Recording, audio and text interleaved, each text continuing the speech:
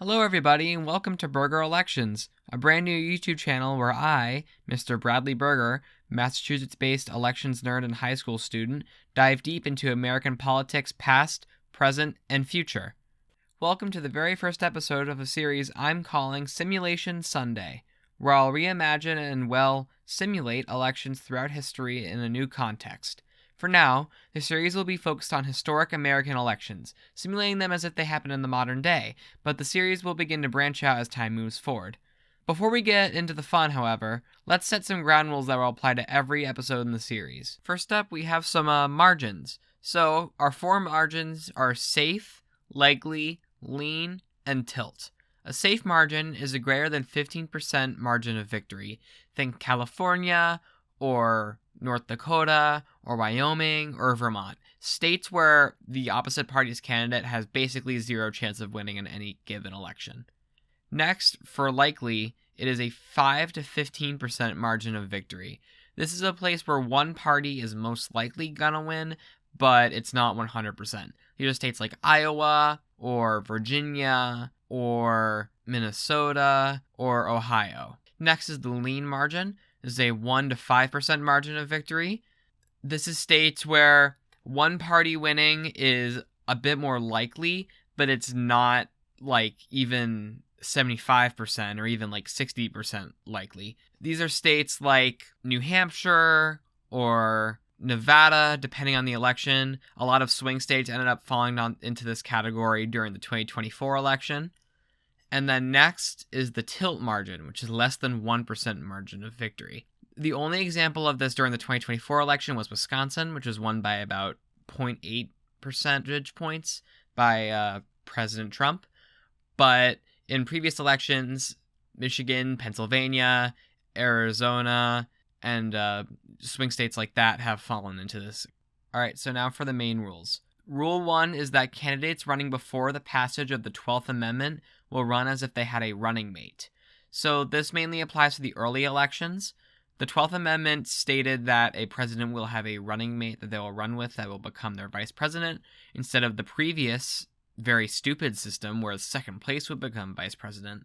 Yeah, imagine if that were true in the modern day. Rule number 2 is candidates will run solely based off of political beliefs without the influence of historical legacy. So, like George Washington running in the modern day will not run as George Washington, the first president of the United States. He'll run as George Washington, the Revolutionary War hero, who was the reason for the United States existing. Rule 3 is that the historical issues of the day will still matter, but the modern political landscape will ultimately guide how each state votes. This is mainly to prevent, like, Arizona, which nowadays has 11 electoral votes. Like, if this were 100% true to back then Arizona would have, like, 3 electoral votes because no one lived there in the olden days. Alright, that's it for rules. Every episode I will do a quick refresher on the rules before I start the election, but now that they're out of the way this go around, let's jump into the very first U.S. presidential election, held in 1788. This one's a bit of a gimme. There was only one serious candidate. The man, the myth, the legend, George Washington, commander of the Continental Army, hero of the Revolution, and just kind of unanimously seen as the only viable option for the presidency. Even though Washington didn't formally join a political party, he was sympathetic to the Federalist cause. The party, led by figures like Alexander Hamilton and John Adams, believed in a strong central government, a national bank, and a push toward industrialization. So, how would this election look in a modern context? It's a clean sweep. So, in today's terms, that would be a 538-0 landslide, which makes sense given that nobody's running against him. This is the exact same thing that happened in real life too, so it's not exactly surprising to see this happen again. And honestly, the 1792 election would happen the exact same. And the reason why? No one ran against him again. It's the same map except with some added states that didn't vote in the previous elections. He was just such a hero and an inspiration to these people that no one dared to run against him. Although there were other candidates due to the pre-12th Amendment electoral system, it just ended up with John Adams being his vice president, who in this scenario would run as his running mate.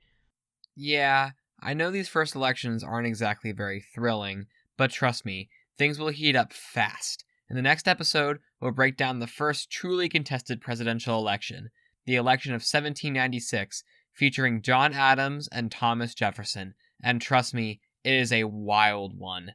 Definitely on par with the elections of the modern day. If you're excited for what's to come, drop a like, leave a comment, and please, please, please subscribe. That's the best way to support the channel to get us off the ground. This has been Bradley Berger, and that was Berger Elections. Have a political day.